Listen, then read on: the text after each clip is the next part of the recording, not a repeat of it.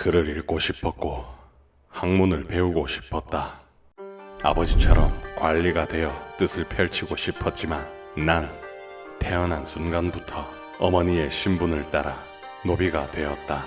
천민의 삶은 희망이라고는 일절 없었다. 하루 종일 굳은 일을 해야 했고 날이 깨서 서책을 읽는 것을 엿듣다가 흠씬 두들겨 맞기도 했다. 내 관심은 오직 글을 깨우치는 것이기에 하루가 멀다 하고 나리와 도련님께서 글 공부를 할 때면 몰래 엿듣곤 했다. 물론 항상 성공할 수는 없었고 많이 맞았지만 그 덕에 눈치 하나는 조선 최고라 해도 무방했다. 비록 글을 배우진 못했지만 침착하고 영민하며 재주가 남달라 신동이란 소리를 자주 듣게 되었다. 그러던 어느 날 이곳 광주에 새로운 목사로 권율이라는 사람이 부임했다. 고을에 구경거리가 생겼으니 나 또한 권율이라는 사람이 어떤 사람인지 호기심이 생겼고 저작거리로 나가 목사의 행차를 지켜봤다. 그를 마주한 순간 기골이 장대하고 눈빛이 예사롭지 않은 것이 나도 모르게 호흡을 멈추게 되었다. 그렇게 그의 눈에 들어가도록 수많은 노력을 기울여 권가의 가복이 될 수 있었다. 대감께서는 날 수족처럼 여기셨고 틈틈이 무예와 글을 가르쳐 주셨는데 태어나 처음으로 천민답지 않는 삶을 살게 해준 그에게 내 모든 것을 바쳐 충성을 다하겠다고 다짐했다. 평화롭던 시간은 순식간에 지나갔고 너무도 갑작스럽게 외놈들은 우리 땅에 발을 들였다. 놈들은 우리 사람들을 끔찍하게 죽이고 순식간에 충주까지 밀고 왔다. 이광 전라 순찰사가 수많은 병사를 모집할 때 대감께서도 광주와 인근 고을에서 군병을 모집하여 합류했다. 이때부터 대감을 따라 전장으로 나서게 되었고 대감께서 군무에 집중하실 수 있도록 허드렛 일을 도맡아 처리했다. 그렇게 전라도에서는 10만에 가까운 삼도 근왕군이 편성되었고 이 어마어마한 대군은 한성으로 향하는 왜적들을 막기 위해 북진했다. 병법이나 군략에 문외한인 나였지만 급조된 우리 군대는 대열이라고는 찾아볼 수 없었고 기강이 산만한 게 한눈에 봐도 오합지졸이었다. 대감의 만류에도 불구하고 순찰사는 공격을 강행했고 수많은 조선 사람들이 제대로 싸워보지도 못한 채 눈을 감았다. 이렇게 수많은 사람들이 죽는 걸 처음 봤던 나는 전쟁이라는 공포에 몸서리쳤고 죽음에 대한 극심한 두려움에 떨었지만 그 두려움은 나를 깨우치게 만들었다. 서투른 병사들보다 무능한 지휘관이 일을 그르치니 그때부터 난 군사의 통솔이나 병법에 관심을 갖게 되었고 다행히도 뛰어난 재략을 지닌 사람이 바로 근처에 있었으니 권율 대감은 나의 훌륭한 스승이 되었다. 그의 행동과 말을 바로 옆에서 지켜볼 수 있다는 건 정말 천운이었다. 용인에서 뼈아픈 패배를 당했지만 대감께서는 휘하의 군사들을 온전히 유지한 채 광주로 돌아와 여러 의병들과 연대하며 전열을 가다듬었다. 이때 명성이 자자한 외장 고바야카와 다카카게가 금산에 군을 집결시킨 뒤 전주를 점령하기 위해 웅치와 이치 고개를 넘으려 하고 있었다. 난 금산에 주둔 중인 적의 동태를 살폈고 적의 규모와 경로를 살핀 뒤 적군이 진격해오자 신속하게 대감께 보고하였다. 호남의 용사들이 목숨 바쳐 처절히 싸웠지만 웅치는 돌파되었고 전주가 위기에 직면한 순간 동복 현감께서 적진을 급습하며 외놈들을 쓸어버렸다. 이윽고 고바야카와의 본진이 이곳 이치를 향해 몰려오자 그는 즉시 대감의 군대에 합류했는데 적병의 피를 뒤집어 쓴 현감과 동복의 병사들은 그야말로 야차와 같았다. 이들을 보고 있으니 그 누구를 상대하더라도 반드시 승리할 것만 같았다. 드디어 고바야카와의 본대가 모습을 드러내자 온 산천이 왜적들이 쏘아대는 총포 소리에 휩싸였다. 현감 나리와 동복의 용사들은 맹렬한 기세로 앞장서서 교전하였는데 적이 낭떠러지를 타고 기어올라 격발하니 나무를 방패 삼아 총탄을 막아내고 수시로 나무를 옮겨 다니며 엄폐하고 외놈들을 겨냥해 활을 쏘니 백발백중하여 맞아 죽지 않는 적이 없었다. 현감 나리는 적의 총탄에 부상을 입었는데도 불구하고 종일 쉬지 않고 교전하며 덤벼오는 적병들을 모두 쏘아 죽였다. 외적의 시체가 쌓이고 피가 넘쳐 흘러 온 산천에 피비린내가 진동했고 역시나 적병들의 피를 흠뻑 뒤집어쓰고 용맹무쌍한 전투를 선보인 나리와 동복의 용사들은 적들에겐 공포 그 자체였으며 우리에겐 경외의 대상이었다. 적장은 치명적인 패배를 당하고 웅치와 이치 어느 한 곳도 넘지 못한 채 금산에서 물러났다. 대감께서는 전투의 경과와 전공을 의주까지 피신한 임금과 조정 대신들에게 보고해야 했는데 충청도에서 평양까지 모두 외적이 점령하여 목숨을 담보로 혈로를 뚫고 사지를 돌파해야 했기에 장계를 올리는 임무에 아무도 지원하지 않았다.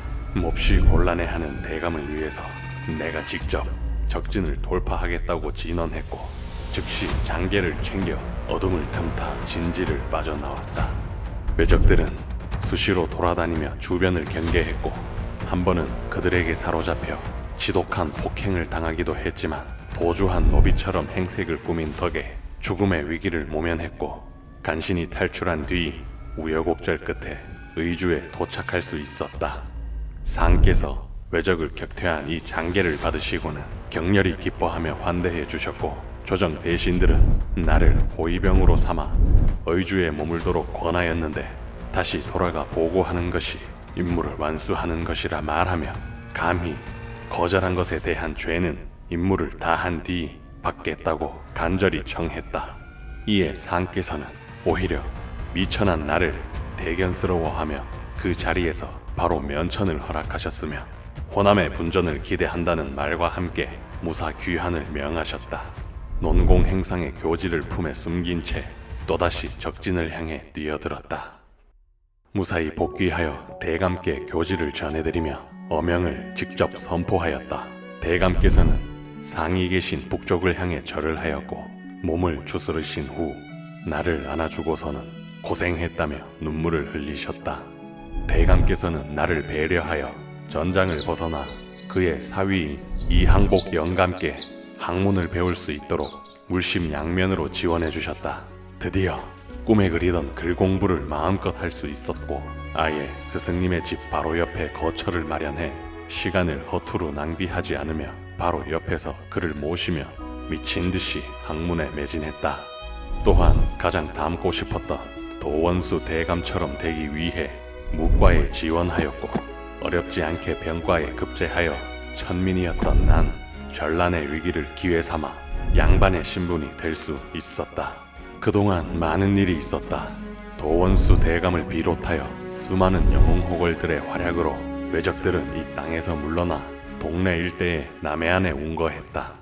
하지만 그놈들은 또다시 침략하여 우리 백성들을 마구 유린하고 잡아갔다.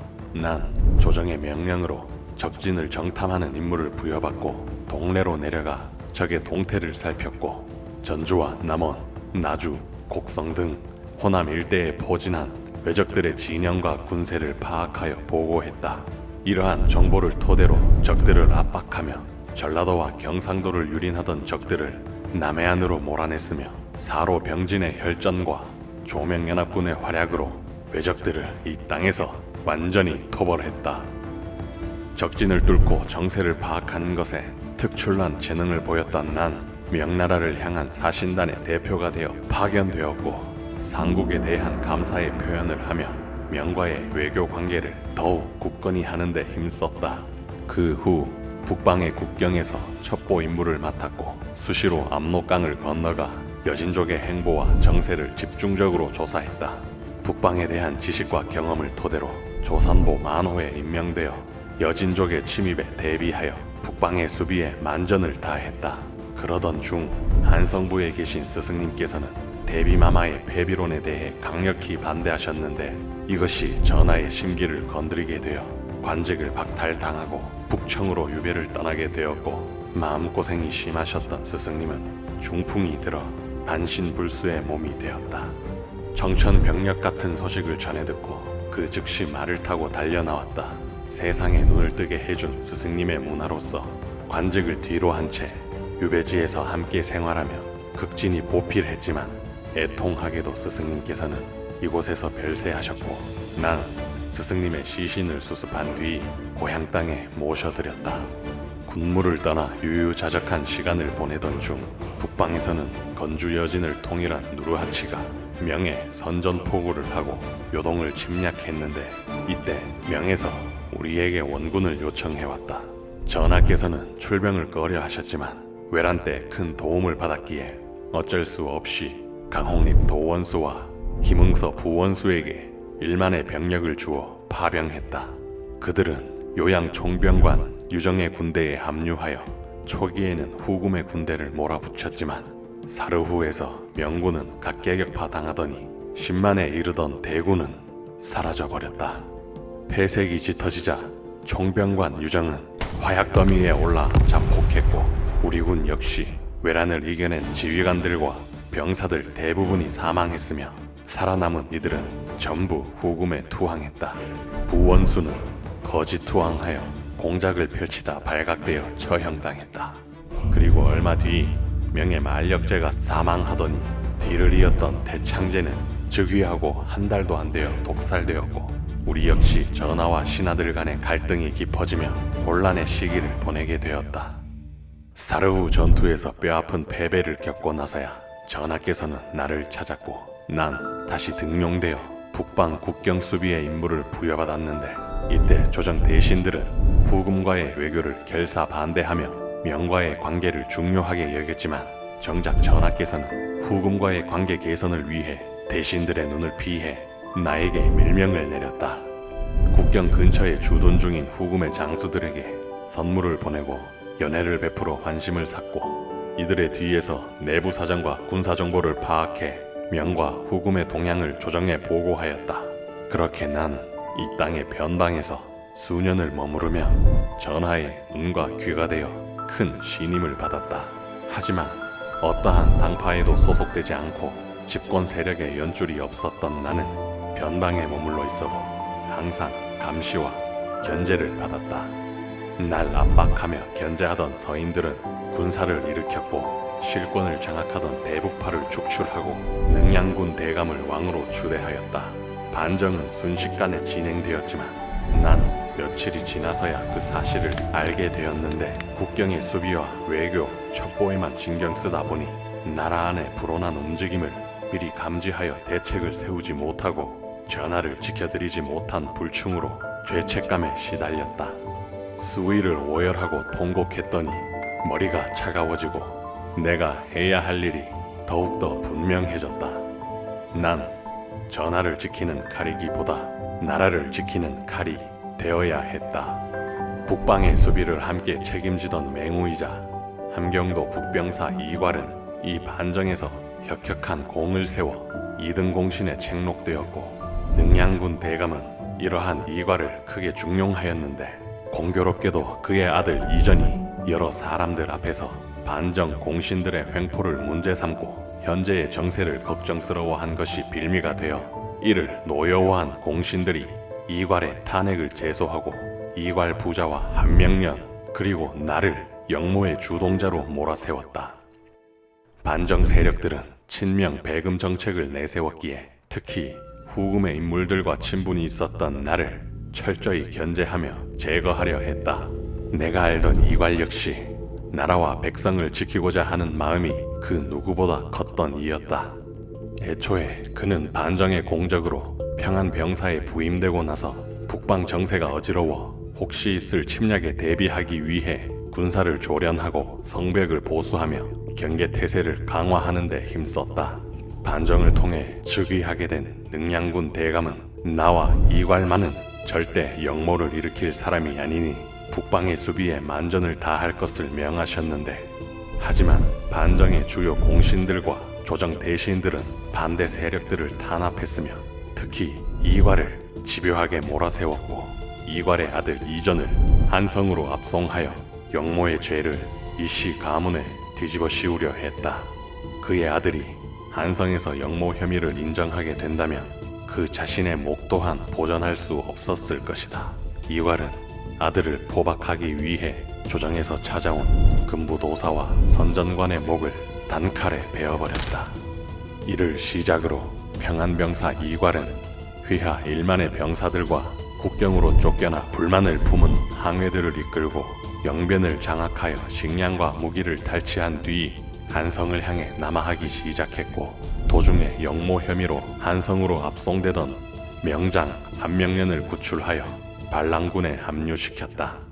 한명년은 나처럼 천민 출신으로 외변이 일어났을 때 뛰어난 무공을 세워 관직에 오른 무예가 출중한 인물이었다. 이괄이 선택한 전략은 신속한 속도전이었다. 도원수 장만의 병력은 비록 소수이긴 하나 평양성에서 농성하며 수비를 굳건히 했기에 이괄은 소모전을 피하며 평양성을 우회했다. 나 또한 도원수의 명을 받고 이괄을 추격했고, 도원수는 병력을 분산시켜 평양 아래 황주에서 이괄군을 포위하려 했다. 황주를 지나던 이괄은 오히려 포위 속으로 들어오더니 나에게 덤벼들었다. 도원수에 의해 분산된 우리 병력은 온전한 힘을 갖춘 채 돌진해오는 이괄군에게 타격을 입고 물러설 수밖에 없었다. 반격을 꾀할 묘수를 찾던 중 반란군들 전부가 한뜻으로 결속되어 움직이지는 않을 것이기에 그들을 향해 회유를 시도했다. 영문도 모른 채 반란군에 가담했던 이들과 영모의 죄를 벌하지 않겠다는 그 말에 마음을 움직인 이들, 그리고 이괄군의 선봉장인 허전, 송립 등 천여 명이 투항해왔다. 일시적으로 이괄군의 사기에 균열이 생겼으나 오히려 투항한 병사들과 도원수의 병사들이 한데 어우러지지 못하며 어수선해지더니 진형이 흐트러졌고, 이때를 기점으로 이괄군의 항해들이 선봉이 되어 맹렬한 공격을 퍼붓고 밀고 들어오자 우리 부대는 전열을 가다듬기 위해 물러날 수밖에 없었다. 기세등등한 이괄군은 그대로 한성을 향해 진격했고, 이괄의 반란군은 역천하여 뜻을 이루지 못하며 죽음뿐이었기에 황해도와 경기도의 관군들이 집결하여 진지를 정비하기도 전에 신속하게 격파했다. 난 황주에서의 패배를 되갚아주기 위해 정예병만을 자출하여 집요하게 이괄을 추격했고, 장만 도원수는 투항한 병사들과 패잔병을 수습하고 우리 부대의 뒤를 쫓아왔다. 이괄의 반란군은 지나는 길마다 식량이 될 만한 것을 전부 불태우고 노처마다 복병을 배치해 철저하게 우리의 추격을 저지했다.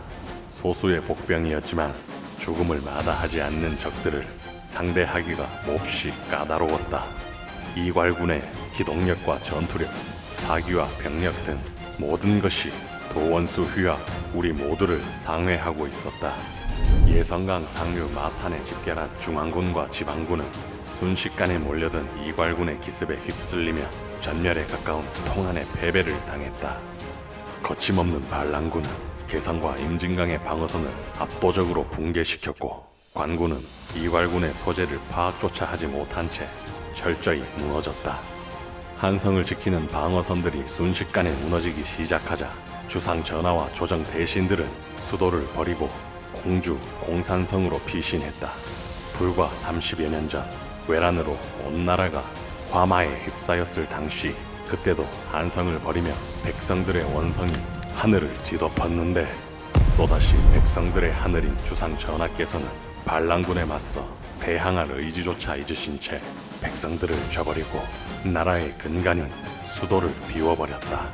하물며 반정의 공신들은 이 와중에도 아직 건재한 정적들을 제거하기 위해 그들에게 이괄과 내통의 혐의를 뒤집어 씌우며 수십 명을 몰살시켰다. 또다시 버림받은 백성들의 민심은 반란군을 지지하기 시작했다. 예로부터 그 어떠한 반란 세력도 한성을 점거한 적이 없었는데 이괄만큼은 달랐다.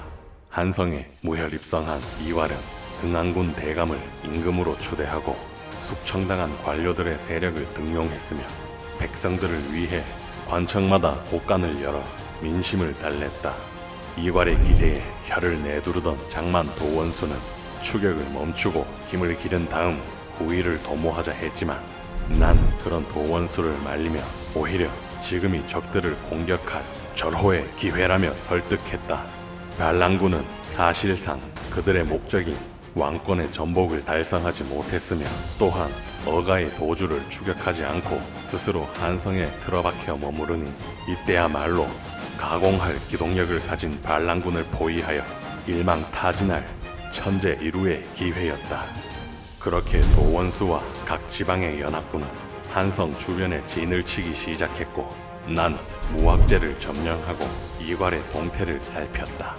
이곳 무학제는 한성 방어의 요충지였기에 무학제를 잃으면 백성들의 민심이 돌아설 것을 우려하여 이괄은 우리 군이 소수인 것을 확인하자 그의 정예병인 용맹한 항해들을 앞세우고 한성에 주둔한 병력들 대부분을 동원해 이곳 무학제를 향해 정면 공격을 감행했다.